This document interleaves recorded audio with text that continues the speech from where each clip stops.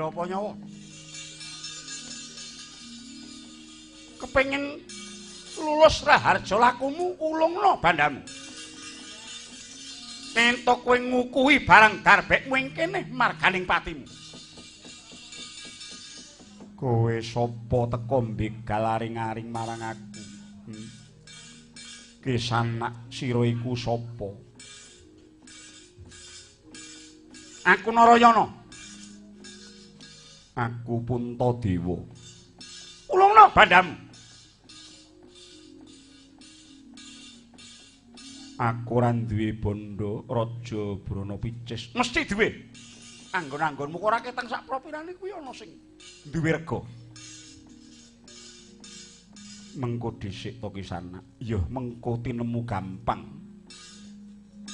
Aku bakal menehake samubarang barang darbekku marang sira nanging sumurupa. Apa to pigunane bondo? Bondo iku mung bakal bosok lan buthuk lamun digunakake kanggo mlendhuk ing weteng klimising lambe. Bondo iku mung bakal gapuk yen kanggo mompi ring sandangan lan beciking omah. Bondo iku mung bakal remuk lamun to dienggo ngubal maksiat. Nanging kosok baline bondo iku bisa dadi rabuk lamun kinarya ngudi kawruh lan tetulung. Kisanak,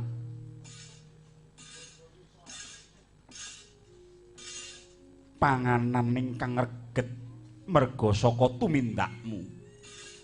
Nggonmu mbegal aring-aring mesti bakal dadi getih kang reget. Getih kang reget ndadekake atimu reget, yen to atimu reget jiwamu reget. Jiwamu reget uripmu reget. Wong urip yen wis kalah karo bondo mbebayani. Duit kuwi ora duwe pokal apa-apa, anane mung manut karo kang nggunakake. Mula wong kuwi yen luwe mangan, yen ngantuk turu, yen ngelak ngombe, yen bodho sinau. Iki golek ana surasanan lan ora ari entel ing batinmu. Ning yen gunemku ora mbok lebokake sanubari aku ora bakal Murina, aku ora kepengin nuturi marang sira nanging aku mung kepengin sira miliya dalan kang rahayu.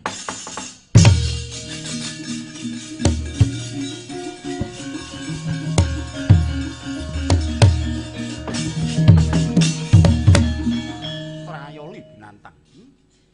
Kokean cangkem kowe ya.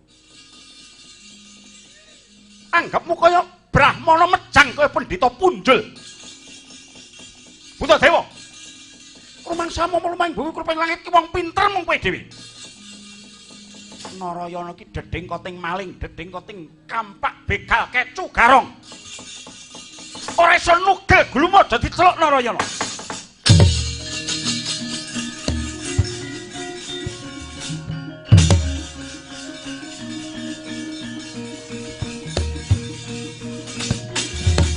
Oh, Patio!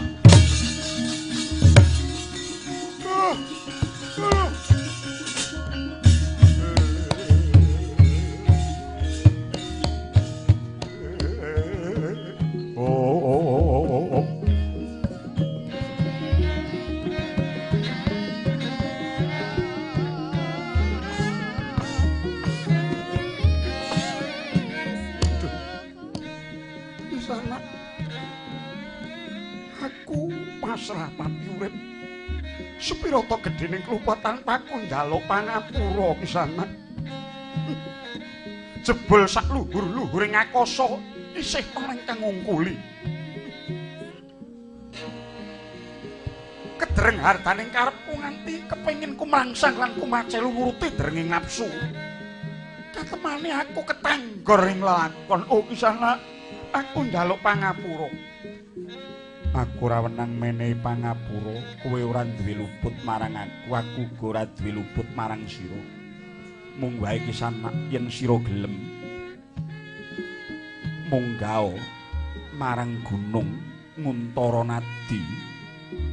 Ing kono ana Brahmana winasis ingkang apeparap Sang Resi Padmanaba. Nyuwuna pituduhe Sang Penemban ingkang tuhu waskita ing pamawas. Aduh, ngaturke panuwun.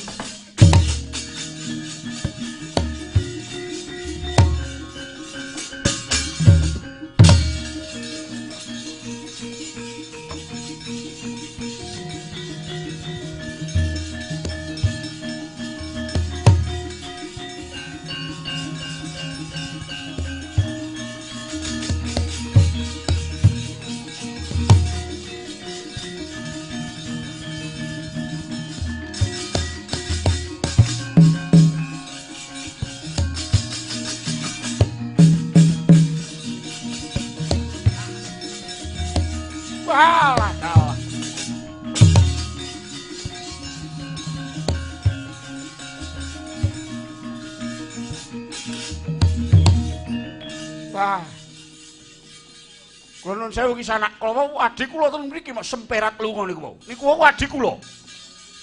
Oh menapa inggih panjenengan sinten? Kula kok krasana saking Widara Kandhang. Niki adik kula lara ireng. Petro nun. Adine kok mothok.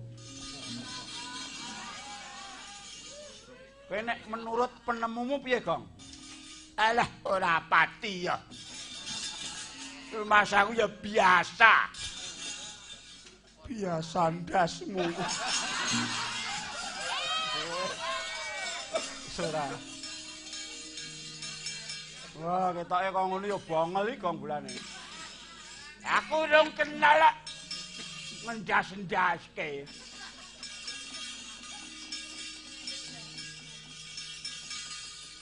Panjenengan kala waos aku kok krasana menapa kula angsal tetepangan kaliyan ingkang rayi.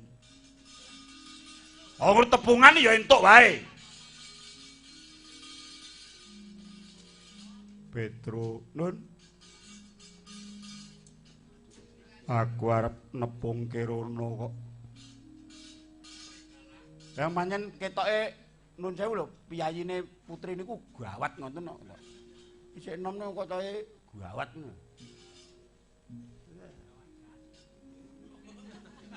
Wong wedok iki wanggere pipine gembil ngono kuwi. Kuwi sing matane sak tebok kuwi. Sopo? Ayo Reneo. Reneo. Rumangsane ngelokke wong sak geleme dhewe tak plinteng ndiasmu. Ayu-ayu kok gawane kok ketapel. Wardemo apa piye? Ha nggih. Rene ora Gong kowe. Aku gelem rono nek dipethuk prau layar. Rene kok prau layar. Jane kok. Alah mbok empun to ngono Dek. Niki anggere lenggar rada ngriki ngono nggih. Pun. Iki jenenge sapa? Niku asmane Ndara Permadi. Iya, ditepungake karo aku ya di.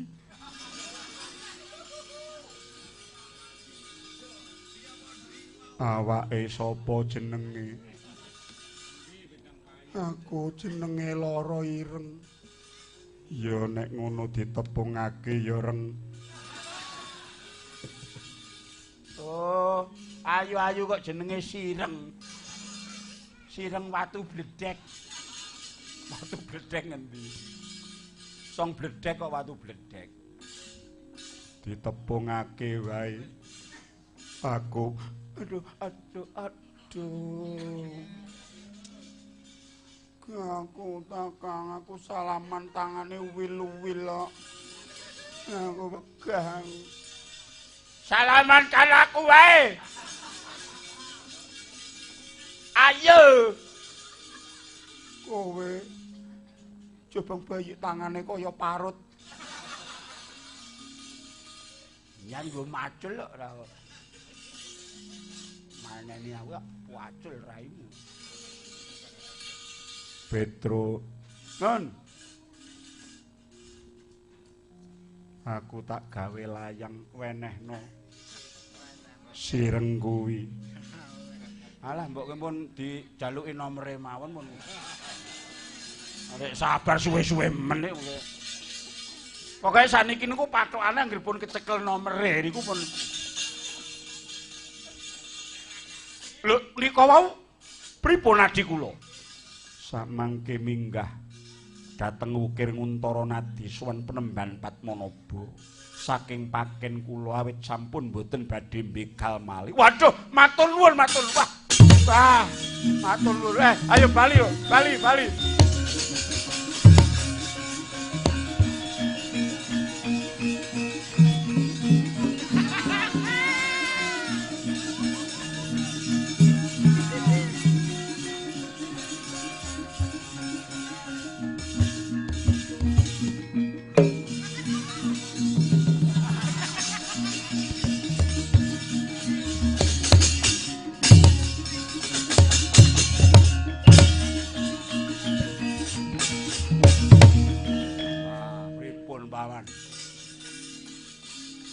Jane ketemu Pandhawa Betang Mutiar digecek. Nanging jebul malah Puntadewa kok kabare kok malah entuk wayu Kalimasada. Tur pun saged nglaremaken tiyang begal, tiyang ngerampok, malah dandani jiwane menungsa nek ngoten pripun. Wah, dijaluk wae wayune.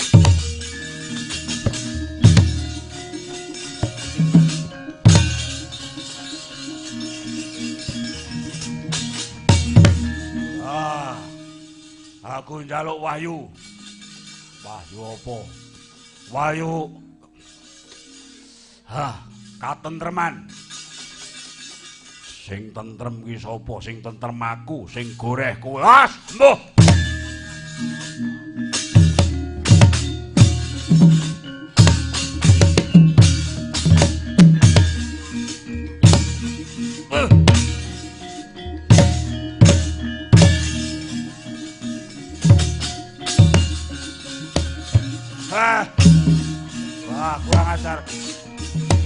Kurang ajar trembelane tenan wae ndugangi pokong. Ditenono we.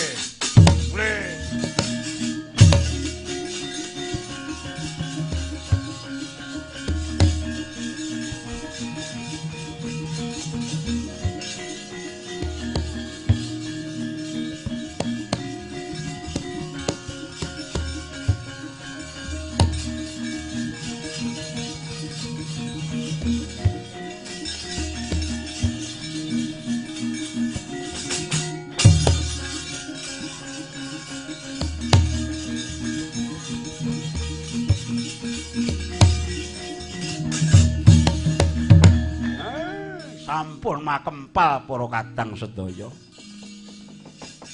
Mugi-mugi Kali Maha Usada saged ngandosi jiwa ingkang peteng. Mugi-mugi anasapana rahayu ing wewengkon ngriki ngantos sak terus-terusipun satemah manggih jaya saklaminya.